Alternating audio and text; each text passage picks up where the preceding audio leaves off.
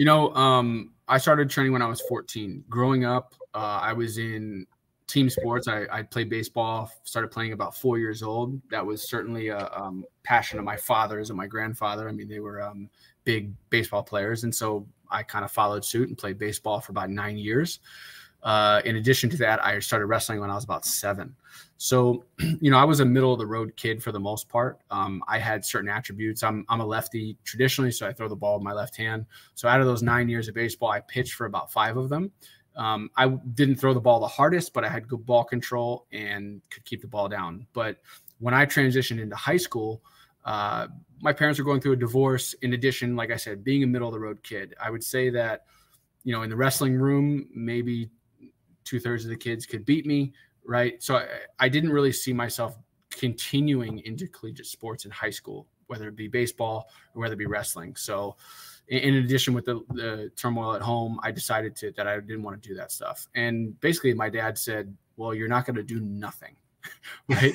So he walked me into the doors of Lynx Academy when I was 14 years old. And, the rest is kind of history. I mean, at first I was a little reluctant about it. Even I was going into 9th grade. I was in 9th grade when I started training, and even some of the comments at school in terms of, the Karate Kid and the kid doing this and that.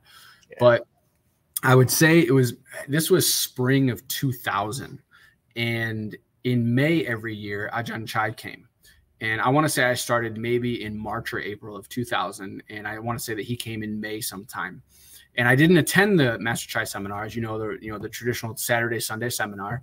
Yep. But I did go watch for a little bit. I think it was like on a Saturday, and maybe I spent half an hour there just kind of checking out the seminar. And I'll never forget watching him smack my instructors. You know what I mean? Like the guys that I looked at and revered, obviously being as young as I was, I mean, he was smacking the bejesus out of them. And I was like, man, this is different, But maybe for the first 6 months or so, I was training about 2 or 3 days a week, and just casually, sometimes on a Friday night, I wouldn't want to go, but then I actually went and watched my first fight. So one of the instructors at the academy, Steve Rayner, was doing it wasn't even an MMA fight. This is how long ago it was. It was a Vale Tudo fight, literally labeled as Vale Tudo, right? I'm like, what do those words mean? You know what I mean? I had no idea what that was back then. And we were in Virginia Beach, and me and I want to say 1 or 2 of the other guys that were training at the academy around the same level that I was. We went up to Richmond, Virginia, and literally in a elementary school gymnasium / cafeteria, right? Because that's how the elementary schools are. Yep. There was a boxing ring put there, and I'll never forget it. Steve came out. I want to say he was a purple belt at the time. Frank Cucci being a Pedro Sauer Jiu-Jitsu, affiliate at the time. And I'll never forget it because he came out in his gi top and his purple belt, threw his gi top off, and literally did a Vale Tudo fight with gi pants on. I mean, that's how long ago it was. And it was awesome to watch, literally old school heel strikes and all. It was awesome. So I saw that, and that really piqued my interest. And then shortly after that, I actually watched Sean Yarborough fight. So Sean had been at the academy a little longer than I had, and I hadn't yet trained with him, but I knew who he was. And we went and watched him fight up in Richmond, Virginia as well. And that's when I was like, man, that's what I think I want to try to do.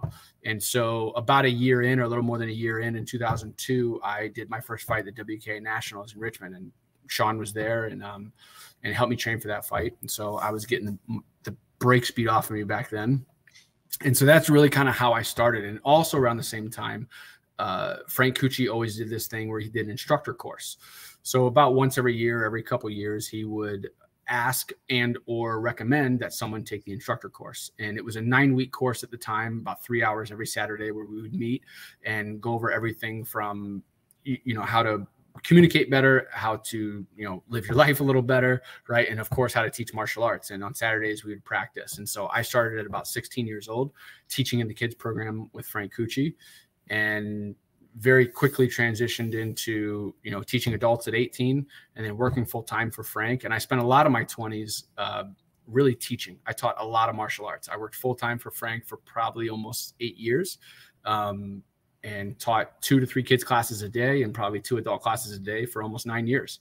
And as you know, I then extended my wings and went to Thai camp, and also had the luxury of training some guys that had some really good success, whether it be in MMA or even taking my first trip to Thailand in 2006 with Sean Yarborough. He fought on the USA team in the IFMAs, and amazing experience there. And so I just kept at it, did a little bit of fighting, and now I'm here in Illinois. So it's quite a journey.